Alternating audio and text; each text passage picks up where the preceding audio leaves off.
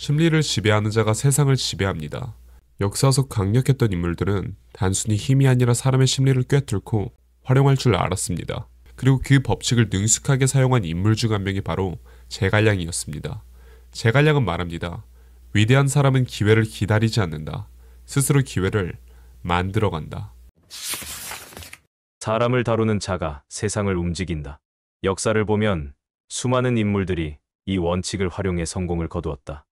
오늘은 삼국지 시대의 이를 능숙하게 다룬 인물에 대해 얘기해보겠다. 그중 한 사람이 바로 제갈량이다. 그는 단순한 군사가 아니라 사람의 심리를 이해하고 활용하는데 능숙한 인물이었다. 제갈량이 보여준 인간 심리에 대한 통찰은 지금도 우리가 배울 가치가 있다. 그의 전략과 원칙을 익힌다면 오늘날에도 조직에서, 비즈니스에서, 그리고 인간관계에서 강력한 무기가 될 것이다. 제갈량은 사람을 평가할 때 단순한 배경이나 외모가 아니라 네 가지 기준을 사용했다. 이를 신원서판이라 한다. 이는 단순히 그만의 기준이 아니라 당시 지식인 사회에서도 널리 통용되던 인재 평가법이었다. 진, 행동과 태도, 그리고 작은 행동에서 그 사람의 성품이 드러난다. 태도가 흐트러지고 경솔한 사람은 신뢰하기 어렵다. 말하는 방식, 그리고 말을 조리 있게 하는가. 말은 그 사람의 사고방식을 반영한다. 글은 그 사람의 사고 깊이를 보여주는 중요한 단서가 된다. 위기 상황에서 합리적인 결정을 내릴 수 있는 사람이 진짜 인재다. 이런 기준은 오늘날에도 유용하다. 예를 들어, 면접에서 지원자의 사고력과 논리성을 평가할 때 말과 글을 살펴보는 것이 중요하다. 또한 위기 대응 방식에서 그 사람의 진짜 역량이 드러나므로 평소 행동뿐만 아니라 실제 상황에서의 대처 능력도 주의 깊게 볼 필요가 있다. 유비가 제갈량을 얻기 위해 3번이나 찾아갔던 이야기를 들려주겠다. 겉으로 보면 유비의 끈질긴 인내심이 만들어낸 결과처럼 보이지만 사실 이것은 제갈량이 의도한 심리전이었다. 처음에는 유비를 만나주지 않고 2번째 방문에서도 부하를 내보냈다. 그러다가 3번째 방문이 되어서야 유비를 맞이했다. 이는 단순한 고집이 아니라 자신의 가치를 상대에게 확실히 인식시키는 전략이었다. 현대에서도 이런 전략은 적용될 수 있다. 예를 들어, 자신의 가치를 쉽게 드러내지 않고 상대가 먼저 필요성을 느끼게 만드는 것이 중요하다. 너무 쉽게 기회를 주지 않고 적절한 시점을 기다린다면 상대방이 더욱 간절한 태도를 보이게 된다. 제갈량은 부하들에게 엄격했지만 신뢰를 잃지 않았다. 그는 너무 가까우면 만만하게 보이고 너무 멀면 충성을 잃는다는 원칙을 지켰다. 그가 가장 믿었던 장군 마속은 전쟁에서 명령을 따르지 않았다. 결국 제갈량은 눈물을 머금고 그를 처형했다. 눈물의 군율로 불리는 이 사건은 조직 관리에서 중요한 교훈을 남겼다. 어떤 조직이든 원칙이 중요하다. 신분이 깊다고 해서 규칙을 어긴 사람에게 예외를 두면 전체적인 신뢰 체계가 흔들린다. 그렇다고 지나치게 엄격하기만 하면 사람들이 멀어질 수 있다. 따라서 적절한 균형을 유지하는 것이 중요하다. 제갈량이 남긴 최고의 심리전 중 하나가 바로 공성계다. 적의 대군이 쳐들어오는데 병력은 턱없이 부족했다. 이때 그는 성문을 활짝 열어두고 태연하게 검은고를 타며 적을 맞이했다. 적은 당황했다. 무언가 함정이 있을 것이다. 그렇게 생각한 적군은 결국 물러났다. 이는 상대의 심리를 역이용한 대표적인 사례다. 이 원리는 현대에도 유효하다. 예를 들어, 협상이나 경쟁에서 불리한 상황에 처했을 때 허둥대기보다는 오히려 침착하고 자신감 있는 모습을 보이는 것이 중요하다. 당황하지 않는 태도가 상대에게 혼란을 줄 수 있다. 논리만으로는 사람을 설득할 수 없다. 많은 사람들이 논리적으로 말하면 상대가 이해할 것이다라고 생각한다. 하지만 현실은 다르다. 논리가 완벽해도 상대의 감정을 움직이지 못하면 설득은 실패한다. 역사상 가장 뛰어난 전략가 중 한 명으로 꼽히는 제갈량도 단순히 논리를 내세운 것이 아니라 감정과 심리를 활용하는 설득수를 구사했다. 듣고 싶은 말을 하게 만들어라. 사람들은 자신의 생각을 바꾸는 것을 극도로 꺼린다. 설득을 당했다는 느낌이 들면 오히려 반발하게 된다. 제갈량은 이를 잘 알고 있었고 상대가 스스로 결론을 내리도록 유도하는 방식을 사용했다. 유비는 오랫동안 군주가 되기를 망설였다. 스스로를 초야에 묻혀 사는 인물이라고 여겼기 때문이다. 만약 제갈량이 직접적으로 당신이 황제가 되어야 합니다라고 말했다면 유비는 부담을 느끼고 거절했을 것이다. 대신 제갈량은 한나라의 정통성과 유비의 책임감을 강조했다. 그는 천하는 한 왕조의 것이다. 조조 같은 간신이 차지해서는 안 된다고 하면서 유비가 자연스럽게 내가 나서야 하는가 라는 결론을 내리도록 유도했다. 이 원리는 현대에도 적용될 수 있다. 예를 들어 누군가에게 중요한 결정을 내리게 할 때 직접적으로 강요하는 대신 상대가 스스로 선택한 것처럼 느끼게 하는 것이 효과적이다. 이 일을 해야 합니다라고 말하는 것보다 이 일을 하지 않으면 기회를 놓칠 수도 있습니다라고 접근하면 상대는 더욱 깊이 고민하게 된다. 또한 상대의 신념과 가치관을 존중하며 자극을 주는 방식이 강요보다 훨씬 효과적이다. 사람들은 보통 본능적으로 자기 이야기에만 집중한다. 하지만 진정한 설득자는 상대가 원하는 것이 무엇인지 파악하고 그들이 듣고 싶은 언어로 말한다. 약점 없는 강자는 없다. 제갈량의 한계와 실수. 제갈량은 뛰어난 전략가이자 정치가였다. 그러나 아무리 위대한 인물이라도 한계를 가질 수밖에 없다. 우리가 흔히 알고 있는 제갈량의 이미지는 신과 같은 지략가지만 그 역시 실수를 했고 완벽하지 않았다. 그의 판단 착오와 한계를 들여다보면 강함을 유지하는 법뿐만 아니라 강자의 몰락을 막는 방법도 배울 수 있다. 제갈량은 세밀한 전략을 세우고 모든 상황을 통제하려 했다. 그는 모든 일을 직접 처리하며 철저하게 준비하는 스타일이었다. 하지만 이 완벽주의가 오히려 그의 발목을 잡았다. 북벌을 진행할 때 그는 보급로를 완벽하게 준비하지 못하면 진격하지 않았다. 이로 인해 기회를 놓치는 경우가 많았다. 반면 조조나 사마이는 불완전한 상황에서도 과감하게 결단을 내리고 실행했다. 결과적으로 신중함이 지나쳐 결정적인 순간을 놓친 사례들이 있었다. 제갈량이 가장 크게 저지른 실수 중 하나는 마속을 신뢰한 것이었다. 마속은 이론적으로는 뛰어난 전략가였지만 실전 경험이 부족했다. 제갈량은 그를 중요 전투에 기용했으나 마속은 명령을 어기고 독단적으로 행동하여 대패를 초래했다. 결국 제갈량은 눈물을 흘리며 마속을 처형해야 했다. 이 사례는 단순한 인재 기용의 실패를 넘어서 감정과 신뢰가 판단을 흐릴 수 있음을 보여준다. 조직 운영에서 냉정한 판단이 중요하다는 점을 시사한다. 제갈량은 한 왕조의 부흥을 꿈꾸며 유비의 나라 촉한에 대한 충성을 끝까지 지켰다. 그러나 현실적으로 유비의 나라는 국력이 약했고 계속해서 위나라를 공격할 만한 경제적, 군사적 기반이 부족했다. 그럼에도 불구하고 그는 끝까지 북벌을 포기하지 않았다. 사마이는 이러한 제갈량의 성향을 간파하고 적극적인 전투를 피하며 시간을 끌었다. 제갈량이 지쳐 쓰러질 것을 예상한 것이다. 결국 그는 오장원에서 지병으로 생을 마감하며 촉한의 부흥을 이루지 못한 채 생을 마감했다. 그의 충성은 칭송받을 만했지만 현실적인 대안을 찾지 못한 점에서 전략적 한계가 드러났다. 제갈량의 한계를 통해 우리는 무엇을 배울 수 있을까? 강한 리더조차도 실수를 한다. 중요한 것은 완벽을 추구하는 것이 아니라 상황에 따라 유연하게 대처하는 능력이다. 상황에 따라 다르겠지만 완벽을 추구하기보다 60%라도 준비가 되면 과감히 실행하는 결단력이 필요하다. 신뢰가 중요하지만 객관적인 평가 없이 사람을 기용하면 위험하다. 충성도 중요하지만 현실적인 한계를 인정하고 전략을 수정해야 한다. 제갈량의 신중함이 독이 되다.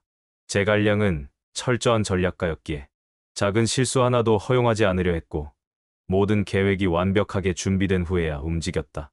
그의 세밀함과 신중함은 수많은 전투에서 빛을 발했지만 역설적으로 그것이 그의 가장 큰 약점이 되었다.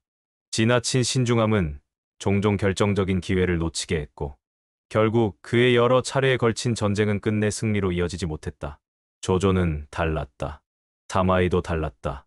이들은 불완전한 상황에서도 빠르게 결정을 내리고 때로는 위험을 감수하며 전장을 누볐다. 반면 제갈량은 완벽하지 않으면 나아가지 못했다. 신중함이 강점이지만 때로는 독이 되는 순간이 온다. 그렇다면 제갈량의 신중함이 그의 패배를 부른 순간은 언제였을까? 위나라를 공격하려던 군사 작전은 제갈량의 꿈이었다. 그러나 그는 준비가 덜 되었다고 판단하면 진격을 멈추곤 했다.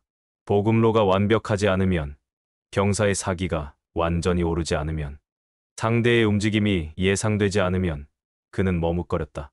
하지만 전쟁에서는 100% 완벽한 순간이란 존재하지 않는다.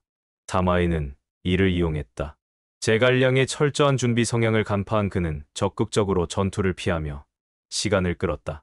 결국 제갈량은 무리하게 위나라를 공격하는 작전을 계속 추진하다가 지병으로 쓰러졌다. 만약 그가 더 과감하게 결단을 내렸다면 역사는 달라졌을지도 모른다. 제갈량의 신중함은 사람을 뽑고 배치하는 일에서도 문제를 일으켰다. 그는 사람을 쉽게 신뢰하지 않았다. 모든 가능성을 점검하고 철저한 검증을 거쳐야만 중요한 역할을 맡겼다. 그러나 때로는 빠른 결단이 필요할 때가 있다. 그는 마속을 신뢰했지만 실전 경험이 부족한 마속에게 중요한 역할을 맡기면서도 철저히 통제하려 했다. 하지만 전쟁터에서는 즉각적인 판단이 필요했고 마속은 독단적인 결정을 내리다 패배했다. 이는 결국 제갈량의 실책이 되었다. 또한 그는 지나치게 많은 일을 혼자 감당하려 했다. 제갈량은 병사들의 급식, 군량 보급, 작전 계획 등 세세한 부분까지 직접 챙겼다. 이는 철저한 관리로 보일 수 있지만 한편으로는 지나친 부담이었다. 지도자가 모든 일을 혼자 감당하면 조직의 효율성은 급격히 떨어진다. 결국 그의 과로는 건강을 해쳤고 중요한 시점에서 위나라를 공격하려던 군사 작전을 지속할 체력을 남기지 못했다. 오늘날에도 비슷한 사례는 많다.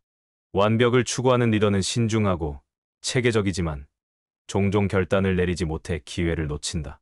기업에서도 지나친 분석과 검토가 오히려 혁신을 늦추는 경우가 있다. 애플의 창립자 스티브 잡스는 완벽한 제품을 만들 때까지 기다리는 것이 아니라 시장에 내놓고 개선하는 과정이 필요하다고 말했다. 이는 결단과 실행력이 중요하다는 점을 강조한다. 전쟁과 비즈니스는 비슷한 점이 많다. 시장의 흐름을 너무 오랫동안 분석하고 리스크를 완전히 없애려다 보면 결정적인 순간을 놓칠 수 있다. 과거의 성공 사례를 답습하는 것이 아니라 현재의 환경과 변화에 맞춰 빠르게 움직이는 것이 중요한 시대다. 이는 우리가 제갈량의 실패에서 배울 수 있는 핵심 교훈이다. 신중함은 중요한 덕목이지만 기회를 잡기 위해서는 용기 있는 결단이 필요하다.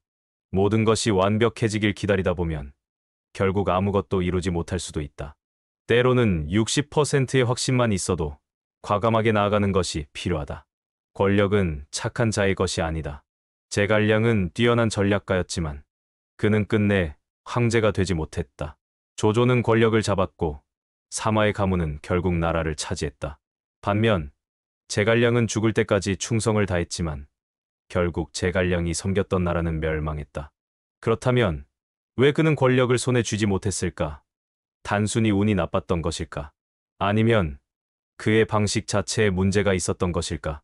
제갈량은 도덕적 리더였다. 그는 명분과 원칙을 중요하게 여겼고 끝까지 충성을 다했다. 하지만 역사는 도덕적인 자보다 강한 자가 승리하는 곳이었다.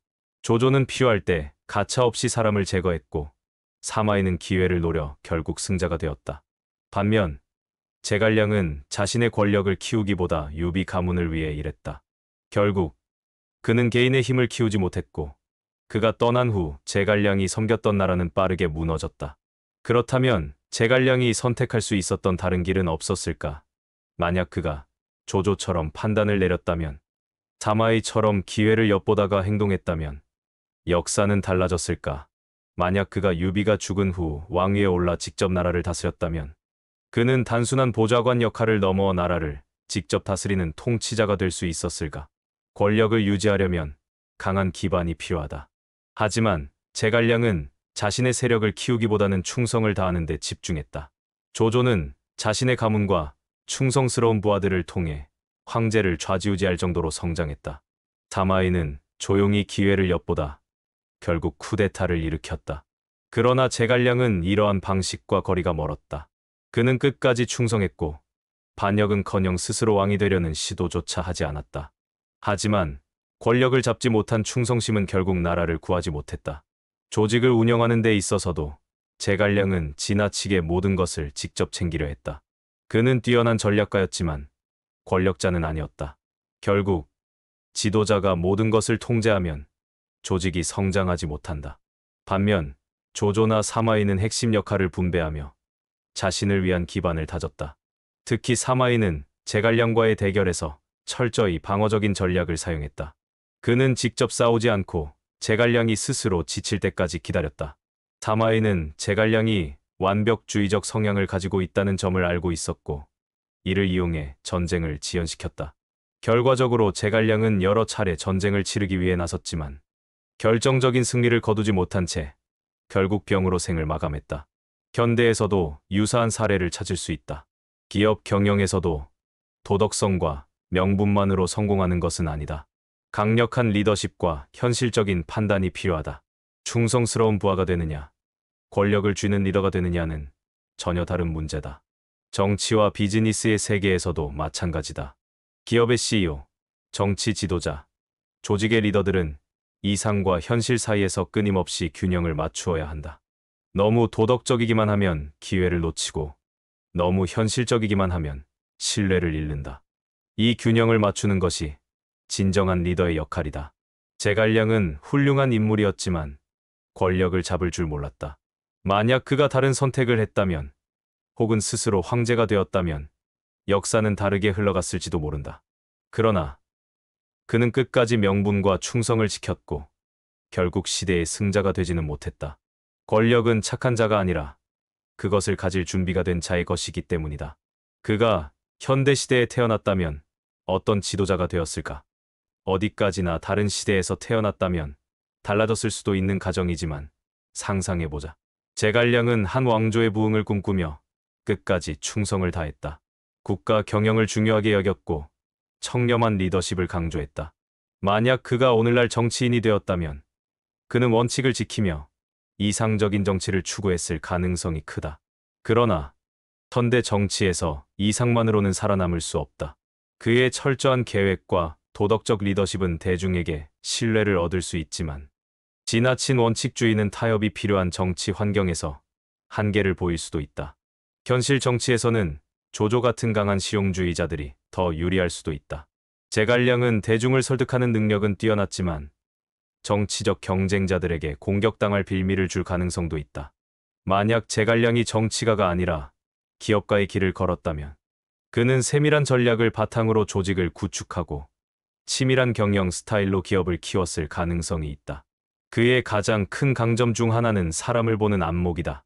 그는 부하들의 장단점을 정확히 파악하고 그에 맞는 역할을 부여했다. 마치 오늘날 성공적인 CEO들이 적재적소에 인재를 배치하는 것과 같다.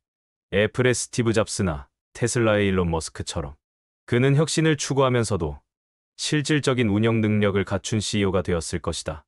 그러나 그의 약점도 분명하다. 그는 모든 것을 직접 챙기려는 성향이 강했고 너무 완벽을 추구했다. 현대 비즈니스 환경에서는 신속한 의사결정이 중요하지만 그의 신중한 스타일이 지나치게 보수적으로 작용할 수도 있다. 그는 상대의 심리를 이용한 전술을 즐겨 사용했으며 최소한의 병력으로 최대의 성과를 거두는 법을 알았다. 만약 그가 현대 군사 전략가였다면 그는 정보전과 심리전을 활용한 전투 방식을 고안했을 것이다. 현대 전쟁에서는 물리적인 전투뿐만 아니라 정보전과 경제전도 중요한 요소다. 제갈량은 이를 적극 활용했을 것이며 빅데이터와 인공지능을 이용한 최적의 전략을 구상하는 지휘관이 되었을 가능성이 크다. 그러나 문제는 그의 신중함이다. 전쟁에서는 때때로 신속한 결단이 필요하다. 그는 치밀한 계획을 세우는데 집중하다가 기회를 놓칠 수도 있다. 그의 사고방식과 전략이 현대에서 어떻게 평가될지는 흥미로운 상상이었다. 마지막으로 제갈량에게서 배울 점을 요약 정리하며 마치겠다. 제갈량은 철저한 계획과 신중한 판단으로 유명했다. 그는 모든 것을 계산하고 준비한 후에야 움직였고 전투에서도 철저한 보급과 조직 운영을 바탕으로 승리를 쌓아갔다. 하지만 지나친 신중함은 때때로 기회를 놓치게 만들었고 그의 위나라 정벌은 번번이 좌절되었다. 반면 사마이는 기다릴 줄 알았고 제갈량이 지칠 때까지 시간을 끌며 전투를 피했다. 결국 제갈량은 끝없는 소모전 속에서 병사했고 사마이는 남아 권력을 장악했다. 그러나 여기서 한 가지를 생각해 볼 필요가 있다. 단순히 최후의 승자가 되었다고 해서 그 사람이 반드시 옳은 선택을 했다고 볼 수 있을까? 사마이는 현실적인 전략을 통해 살아남았지만 그가 남긴 유산은 철저한 권력 투쟁의 연속이었다. 반면 제갈량이 남긴 유산은 단순한 승패를 넘어선 가치였다. 그의 이름은 천년이 지나도 여전히 리더십과 전략의 상징으로 남아있으며 사람들은 그의 신념과 원칙을 본받고자 한다. 그렇다면 우리는 제갈량의 선택에서 무엇을 배울 수 있을까? 첫째, 신중함은 중요하지만 때로는 빠른 결단이 필요하다는 것. 완벽을 기다리다가 기회를 놓쳐서는 안 된다. 아무리 뛰어난 전략가라도 현실적인 상황에서 빠르게 적응하지 못하면 살아남을 수 없다. 둘째, 충성은 가치 있는 덕목이지만 맹목적인 충성은 스스로를 올가맬 수도 있다. 조직을 위해 헌신하는 것은 중요하지만 그 조직이 현실적으로 지속 가능하지 않다면 보다 유연한 선택이 필요하다. 셋째, 이상과 현실의 균형이 중요하다.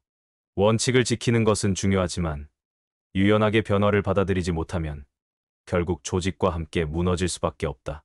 제갈량은 단순한 승리자가 되지는 못했지만 그의 전략과 리더십은 시대를 초월한 가치로 남았다. 그는 단기적인 승리를 위해 원칙을 버리지 않았고 현실적인 성공보다 더 큰 신념을 좇았다. 그렇기 때문에 지금도 제갈량의 이름은 수많은 리더들에게 영감을 주고 있다. 반면 사마이는 냉철한 현실주의로 승리를 거머쥐었다. 결국 우리가 배워야 할 것은 단순한 승패를 넘어 어떤 가치를 남길 것인가에 대한 고민이다. 결론적으로 그는 철저한 계획과 신중한 판단, 조직 운영 능력으로 강한 리더십을 보여주었다.